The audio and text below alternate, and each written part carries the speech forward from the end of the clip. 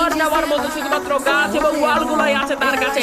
এখন পর্যন্ত দূর থেকে ড্যামেজগুলো দেওয়া হচ্ছে, মিরাজকে ব্যাক টু ব্যাক ওয়ালগুলো ব্রেক করা হচ্ছে। মিরাজ সবাইকে দেশে কানেক্ট করছে, প্রান্তকে নক দেওয়া হবে, আবার প্রান্তকে রিভাইভ দেওয়া সম্ভব। বিবিরা তিনজন প্লেয়ার নিয়ে ওয়েট করছেন, watch out for Bibi also, কারণ যে কোনো সময় তারা মোড় ঘুরিয়ে দিতে পারেন খেলার। মেয়েদিকে নক করে চলবে না, বেঁচে থাকতে হবে। লাস্ট জোনে 3 vs 4 সিচুয়েশন, একদিকে Bangladesh top one from Bangladesh, অন্যদিকে বিবি ফ্রম নেপাল।